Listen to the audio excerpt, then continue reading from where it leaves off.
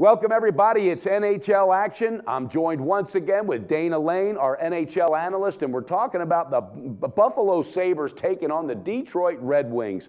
Now, the Sabres 5-5 the last 10 games, typically a struggling team, not making a whole lot of waves this year, taking on a Red Wings team that personally I think is really struggling, especially on the defensive end. They have given up a ton of goals, 16 goals in their last 4 games. I think this team better figure it out real quick or else the playoffs, they're going to get submerged. Dana, first and foremost, I hope you had a great holiday weekend. Breaking this game down, where do you see the edge, and is it on a side, or can this one possibly have an edge on the total? To me, consistency for Jimmy Howard is the key. And we certainly have not seen that from him, especially as of late. In his last 2 games, his goals against average is 7.83. His save percentage is only at 80%. He's allowed 3 goals in each of his last 3 outings. And I have no desire to back an under with Jimmy Howard. And then on the other side, Chad Johnson his whole career has been plagued by inconsistency. And yes, he's played well as of late.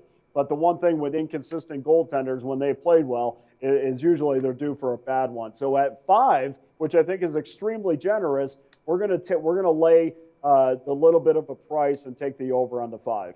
Yeah, and although, Sabres, they're basically playing for nothing in Detroit, I mean, you got to wonder if this team psychologically is going to even be ready for the playoffs. So if there's any urgency from anybody, it's got to be the Red Wings, and I think that bodes well into your breakdown of why the over should cover, because, heck, the Red Wings can't stop a puck right now, and they have to win, so they're just going to have to hope to outscore the other team, even though it's the Buffalo Sabres. But, hey, you might be onto something there. Do you have any injury updates with the Sabres that may have any kind of impact on this game as far as your pick with the total? Well, Cody Francis is out. I mean, he's on their second defensive line. He's a shutdown defenseman. He's out with a concussion.